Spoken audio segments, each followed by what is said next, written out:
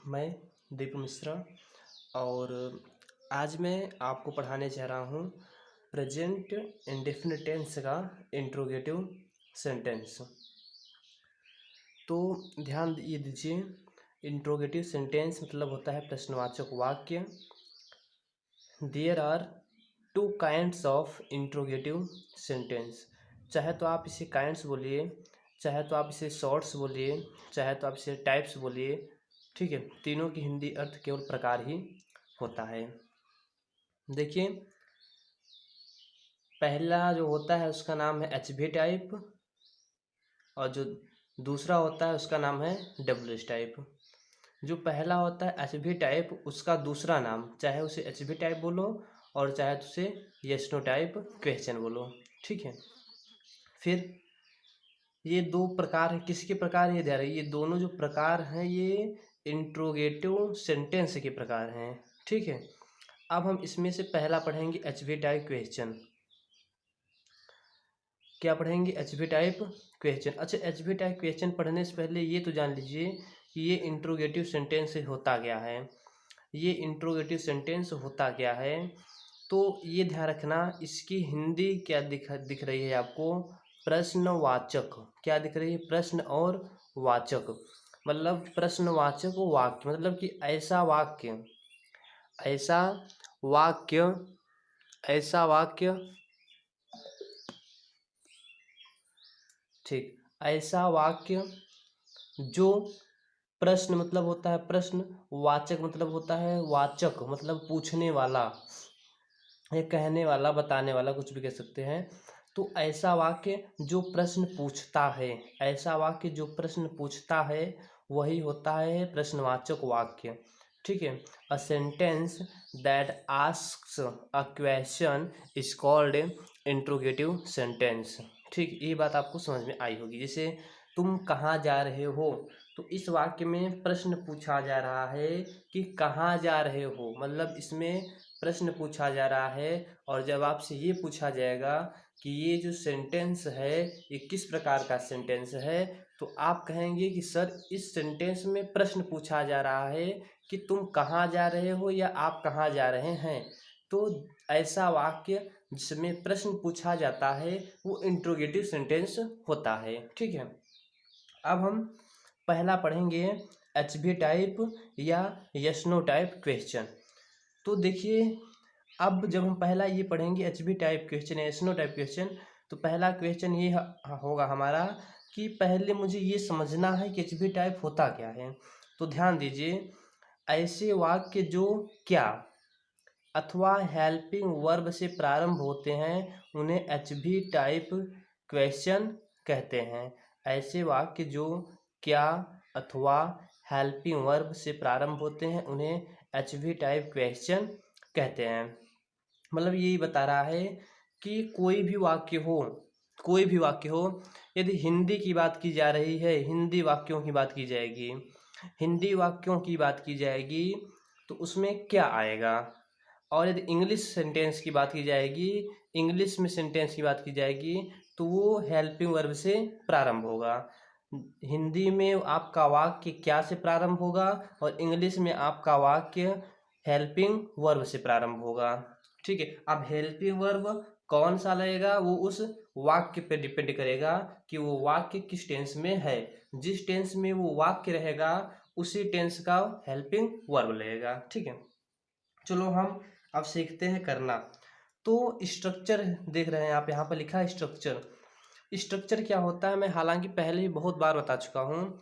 इस स्ट्रक्चर के जरिए, इस स्ट्रक्चर के जरिए हम क्या करते हैं, ये स्ट्रक्चर हेडिंग है और ये है आपका स्ट्रक्चर। ठीक है, इस स्ट्रक्चर के जरिए हम करते क्या है कि किसी भी वाक्य को, किसी भी नहीं मतलब कि इंट्रोगेटिव वाक्य के, इंट्रोगेटिव वाक्य हो आपका और उसमें एच बी टाइप हो। टाइप कैसा हो? एच बी टाइप हो। मतलब ऐसे वाक्य जो क्या से प्रारंभ हो, ऐसे वाक्य जो क्या से प्रारंभ हो, उनका इंग्लिश कैसे बनाना वो इस स्ट्रक्चर में बताया जाएगा। देखो, क्या मैं घर पर रोज पढ़ता हूँ? क्या मैं घर पर रोज पढ़ता हूँ? तो इस ये जो आप देख रहे हैं ये आपका पहला वाक्य है। अब मैं बोल रहा हूँ आपसे, चलो इसे इंग्लिश में ट्रांसलेट करो। तो पहला काम क्या होता है, मैंने बताया है हर वीडियो में कि सबसे पहले हम क्या करते हैं कि टेंस को पहचानते हैं। क्या करते हैं? टेंस को पहचानते हैं। उसके बाद क्या करते हैं? सेंटेंस को पहचानते हैं। उसके बाद क्या करते हैं? सब्जेक्ट को पहचानते हैं। उसके बाद क्या करते हैं? हेल्पिंग वर्ब को पहचानते हैं। और हेल्पिंग वर्ब के बाद हम क्या पहचानते हैं? ऑब्जेक्ट। ठीक है, तो चलिए हम स्टार्ट करते हैं। टेंस को पहचानते हैं पहली बात। तो टेंस की पहचान वाक्य के अंत से होती है। वाक्य का अंत कहाँ पर है? यहाँ पर है। ये क्या लिखा है? हूँ लिखा है। क्या लिखा है? हूँ। हूँ मतलब होता है प्रेजेंट और ता मतलब होता है इंडिफिनिट। तो इन दोनों को मिलाकर कौन सा टेंस हो गया? Present indefinite tense. ठीक है, अब सेंटेंस पहचानेंगे तो आपको ये लास्ट में दिख रहा है क्वेश्चन मार्क।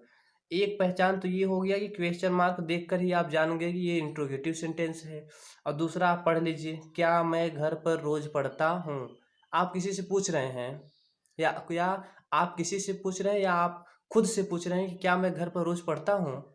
मतलब ये आप प्रश्न ही पूछ रहे हैं। क्या कर रहे हैं? एक प्रश्न पूछ रहे हैं। तो इ- इस वाक्य के जरिए आपको ये पता चला कि इस वाक्य में प्रश्न पूछा जा रहा है, इसलिए ये वाक्य कैसा है? इंट्रोगेटिव है। कैसा है? इंट्रोगेटिव है। अब एक बात ये ध्यान रखना कि जब आपका वाक्य इंट्रोगेटिव रहे, कैसा रहे? इंट्रोगेटिव। तो इंट्रोगेटिव के टू टाइप्स होते हैं, जैसा कि ऊपर ही बताया गया है। इंट्रोगेटिव के टू टाइप्स होते हैं, जैसा कि आपको यहाँ पे बताया गया है। तो आपको खुद ये पहचानना पड़ेगा कि जो वाक्य आपके सामने है वो वाक्य ये इंट्रोगेटिव है तो कौन सा टाइप है। ठीक है, तो इसे पढ़ो। किससे स्टार्ट हुआ है? क्या से। किससे स्टार्ट हुआ है? क्या से ना। जब ये क्या से स्टार्ट हुआ है मतलब ये कि ऐसा वाक्य, मैंने बताया है कि ऐसा वाक्य जो क्या से प्रारंभ होता है वो एच बी टाइप सेंटेंस होता है। H B type question, sorry, क्या होता है? एच बी टाइप क्वेश्चन होता है। तो ये जो क्या से स्टार्ट है तो कैसा हुआ? H B type question. अब ये मत पूछना कि सर ये जब एच बी टाइप है तो इंट्रोगेटिव होगा या नहीं। तो ये इंट्रोगेटिव सेंटेंस का एच बी टाइप क्वेश्चन है। ठीक है, ये इंट्रोगेटिव सेंटेंस का एच बी टाइप क्वेश्चन है क्योंकि ये क्या से प्रारंभ हुआ है। सपोज कीजिए कि एक एक रामलाल नाम का व्यक्ति हो गया। रामलाल, किस नाम का? रामलाल का। इसके दो बेटे हो गए, एक हो गया श्यामलाल, एक का नाम हो गया श्यामलाल और एक का नाम हो गया श्यामधर। एक का नाम हो गया श्यामलाल और एक का नाम हो गया श्यामधर। अब मान लीजिए कहीं पर जा रहे हैं, ये दोनों बच्चे कहीं पे जा रहे हैं, दोनों के दोनों बच्चे कहीं पे जा रहे हैं। तो यदि कोई आपसे ये कोई व्यक्ति कोई भी व्यक्ति है, ठीक है, देखिए श्यामलाल और श्यामधर दो है ना। आप सपोज कीजिए कि दो लोग हैं। एक व्यक्ति है जो मतलब कि अपने काम में बिजी है और एक है जो उसके पास में खड़ा है। अब मान लीजिए कि इन दोनों में से कोई एक जा रहा है, तो जो व्यक्ति खड़ा है वो ये बोलेगा वो देखो रामलाल का लड़का जा रहा है। कौन जा रहा है? रामलाल का लड़का जा रहा है। ठीक है, लेकिन जो व्यक्ति बिजी है वो तो देखा नहीं है, तो वो पूछेगा ना कि कौन जा रहा है? रामलाल का लड़का है तो कौन है? श्यामलाल है या श्यामधर है? तो नाम पूछेगा। तो जब वो नाम पूछेगा तो जो व्यक्ति खड़ा है वो बता देगा कि भाई वो श्यामलाल जा रहा है। क्यों बता देगा? क्योंकि उसे पहचान है। क्योंकि उसे पहचान है कि जो जा रहा है वो श्यामलाल ही है। मतलब वो पहचान सकता है। वैसे यहाँ पर भी आप पढ़ तो रहे हैं इंट्रोगेटिव सेंटेंस, मतलब ये जो इंट्रोगेटिव सेंटेंस है ये रामलाल हो गया। ठीक है, ये इंट्रोगेटिव सेंटेंस रामलाल हो गया। अब इसके दो बेटे हैं, एक मतलब एच बी टाइप या एसनो टाइप ये श्यामलाल हो गया और डब्ल्यू टाइप वाला श्यामधर हो गया। इसी तरीके से समझना है कि ये वाक्य तो है तो इंट्रोगेटिव ही, लेकिन इंट्रोगेटिव का कौन सा है? एच बी टाइप है। ठीक है, तो हम ऐसे वाक्यों को जब इंग्लिश में ट्रांसलेट करते हैं तो फर्स्ट ऑफ ऑल हम क्या करते हैं कि यदि वाक्य आपका क्या से प्रारंभ होता है तो हम क्या की स्पेलिंग नहीं लिखते, बल्कि वो वाक्य, ये वाला वाक्य जिस टेंस में रहता है उसी टेंस की हेल्पिंग वर्ब लिख देते हैं। लेकिन हेल्पिंग वर्ब लिखते भी है तो कैसे लिखते हैं? सब्जेक्ट को ध्यान में रखकर। ठीक है, ये नहीं कि डू डज कुछ भी मेरा मन किया मैंने लिख दिया। क्या के जगह पर हम हेल्पिंग वर्ब लिखते हैं। तो इस वाक्य में सब्जेक्ट क्या है? मैं। अब सब्जेक्ट को कैसे पहचानोगे सर? जब आपको सब्जेक्ट को फाइंड करना हो तो आप कौन से प्रश्न कीजिए, आपको सब्जेक्ट मिल जाएगा। तो क्या मैं घर पर रोज पढ़ता हूँ, क्या मैं घर पर रोज पढ़ता हूँ। अब घर पर रोज कौन पढ़ता है, मैं पढ़ता हूँ। घर पर रोज कौन पढ़ता है, मैं पढ़ता हूँ ना। तो आंसर क्या मिला, मैं। आंसर क्या मिला, मैं। तो मैं सब्जेक्ट हो गया। तो मैं की इंग्लिश क्या होती है, आई, जो आप लिख चुके हैं, आई। ठीक है। अब आई सा लगता क्या है, अभी मैंने क्या को छोड़ दिया था, ये ध्यान रखना, मैंने क्या को छोड़ दिया था। अब जब आप मैं की स्पेलिंग आई लिख चुके, अब आप ध्यान दीजिए आई के साथ हेल्पिंग वर्ब लगेगा क्या, डू या डज। तो आपको पता है कि आई के साथ क्या लगता है, डू।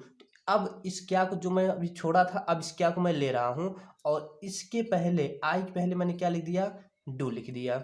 क्या मैं मतलब डू आई। ठीक है, इतनी बात समझ में आई होगी। अब आई के बाद आप क्या लिखेंगे, मतलब ये डू हो गया, ये वाला सब्जेक्ट हो गया आई, और सब्जेक्ट के बाद क्या लिखोगे, मेन वर्ब का फर्स्ट फॉर्म। मेन वर्ब क्या है, पढ़ना।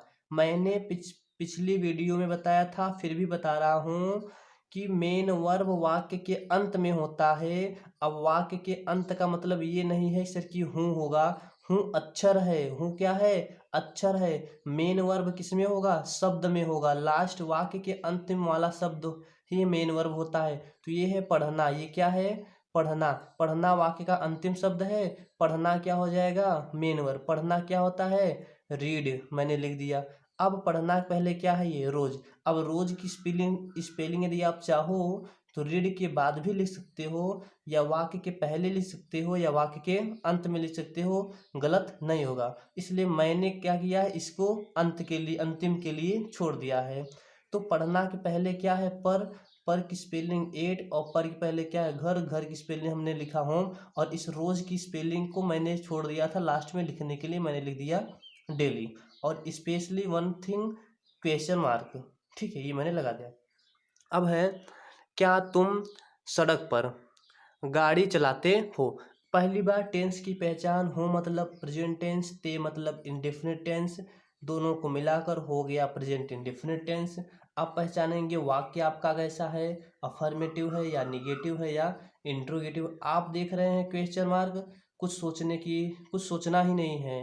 क्वेश्चन मार्क आप देख चुके, आप कुछ नहीं सोचना है, तुरंत आप बता दीजिए ये इंट्रोगेटिव सेंटेंस है। कैसा सेंटेंस है, इंट्रोगेटिव सेंटेंस है। और जब आपका सेंटेंस इंट्रोगेटिव है तो अब एक बात और ध्यान रखना कि इंट्रोगेटिव में कौन सा है, एच भी टाइप है या डब्ल्यू एच टाइप। वाक्य को देखिए किससे प्रारंभ हुआ है, क्या से, क्या से प्रारंभ हुआ है। अब ये डाउट भी क्लियर हो गया, क्योंकि आपका वाक्य क्या से प्रारंभ हुआ है, और जब आपका वाक्य क्या से प्रारंभ होता है तो वो एच भी टाइप होता है। क्या होता है, एच भी टाइप। ये ध्यान रखना कि जब आपका वाक्य क्या से प्रारंभ हुआ है तो एच भी टाइप, मतलब एच मतलब हेल्पिंग, भी मतलब वर्ब। यदि वो एच भी टाइप है, यदि आपका वाक्य एच भी टाइप है, तो ये ध्यान रखिए कि जब आप उसका इंग्लिश में ट्रांसलेशन करेंगे तो एच भी मतलब हेल्पिंग वर्ब, मतलब वो ट्रांसलेशन भी हेल्पिंग वर्ब से ही स्टार्ट होगा। ये बात हमेशा ध्यान रखिए। हम इसे करते हैं तो सबसे पहले हमारा फोकस सब्जेक्ट पे होगा। हम क्या को बंद कर लेते हैं, क्या को बंद कर देते हैं। हमारा फोकस किस पे है, सब्जेक्ट पे। सब्जेक्ट क्या है, तुम। सब्जेक्ट क्या है, तुम। कि हालांकि आपको बताया जा चुका है कि सब्जेक्ट को पहचानने के लिए हम कौन से प्रश्न करते हैं। तो तुम हो गया ना, तुम की स्पेलिंग क्या होती है, यू। हाँ, मैंने लिख दिया यू। अब यू के साथ डू लगेगा, डज। तो आपको पता है यू क्या है, प्लूरल नंबर है, प्लूरल सब्जेक्ट है, तो प्लूरल सब्जेक्ट के साथ डू लगता है। अब मैं क्या को ओपन करता हूँ, ओपन किया। अब इस क्या की स्पेलिंग लिखी जाएगी नहीं, तो हम इसके नीचे हेल्पिंग वर्ब लिख देते हैं। क्या लिख देंगे, डू। तो क्या तुम का क्या हो गया, डू यू। इतना बात समझ में आया होगा। अब लिखते हैं हम मेन वर्ब। मेन वर्ब वाक्य के अंत में होता है। ये वाक्य के अंत वाला शब्द कौन सा, ये चलाना। चलाना क्या होता है, ड्राइव। क्या होता है, ड्राइव। ये बात आपको समझ में आई होगी। ठीक है। अब चलाना के पहले क्या है, गाड़ी, कार। गाड़ी के पहले क्या है, पर, ऑन। फिर क्या है, सड़क, द रोड। तुम तो हो गया है ना, तुम सब्जेक्ट है, इसका हो गया। मतलब ये कि ये क्वेश्चन मार्क, ये क्वेश्चन मार्क हो गया दूसरा। तीसरा देखते हैं, क्या रोहन व सोहन चाय पीते हैं।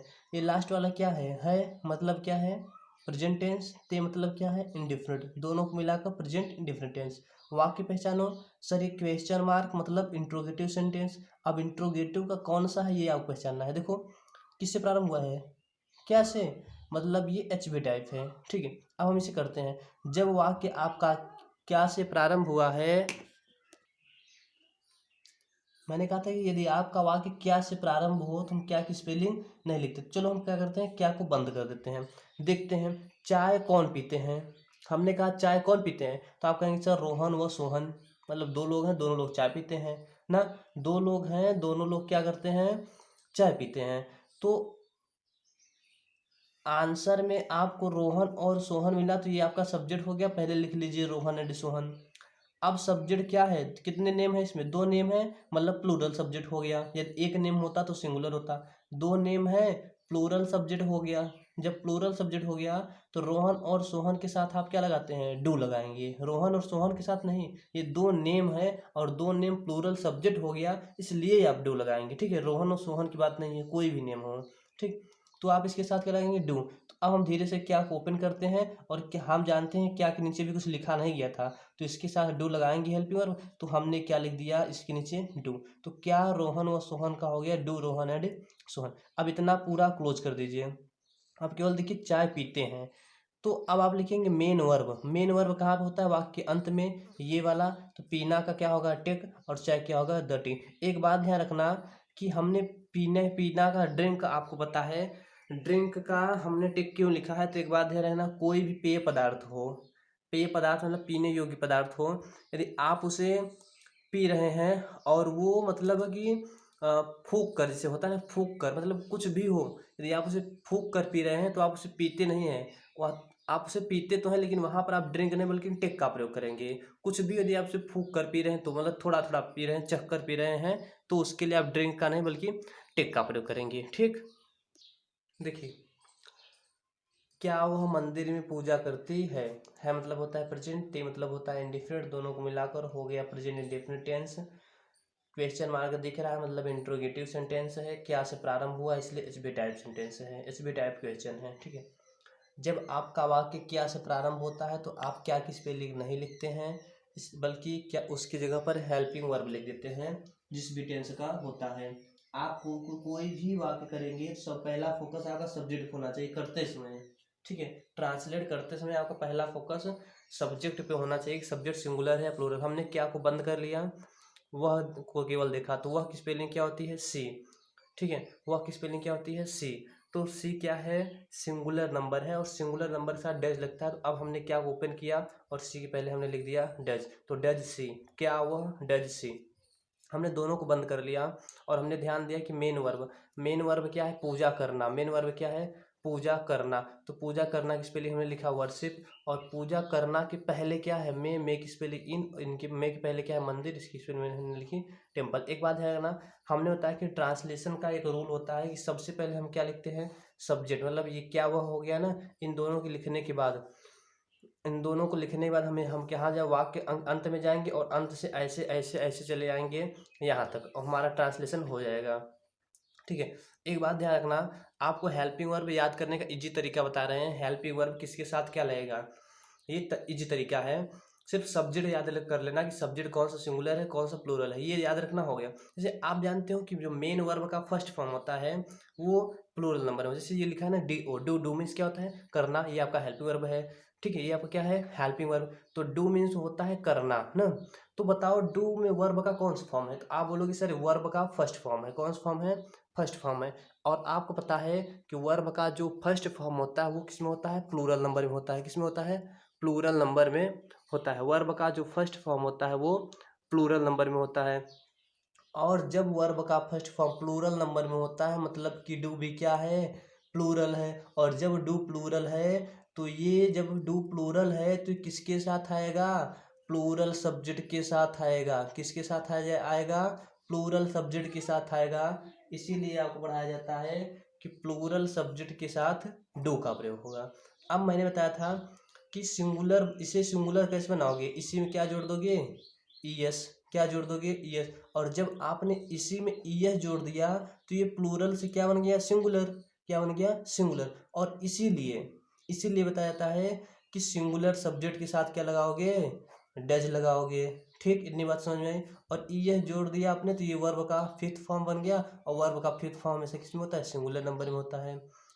एक बात और ध्यान रखना कि अभी आपने पढ़ा HB टाइप क्वेश्चन, इसे HB टाइप भी कहते हैं और एसनो टाइप क्वेश्चन भी कहते हैं। इसी का दो नाम है ना, HB टाइप क्वेश्चन बोलो चाहे तो एसनो टाइप क्वेश्चन बोलो।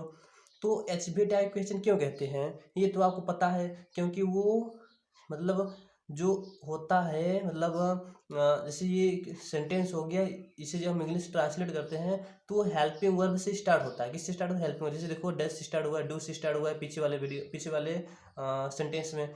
तो मतलब हेल्पिंग वर्ब से स्टार्ट हुआ है, इसलिए इसे HB टाइप बोला गया। किससे स्टार्ट हुआ है?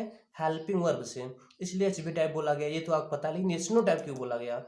सपोज कीजिए कि किसी ने आपसे पूछा डू यू प्ले क्रिकेट, तो आप क्या बोलोगे? No I don't play cricket, और या तो आप बोलोगे यस आई प्ले क्रिकेट। आपका आंसर नो या यस में ही होगा। आपका आंसर किस में होगा? या तो नो में या तो यस में।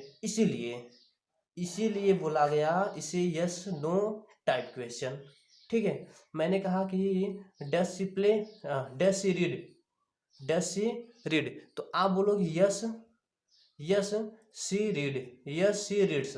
या तो आप बोलोगे यस सी रीड्स, या आप बोलोगे no she doesn't read, she doesn't read. तो आपने या तो आंसर यस में दिया और या तो आपने आंसर नो में दिया।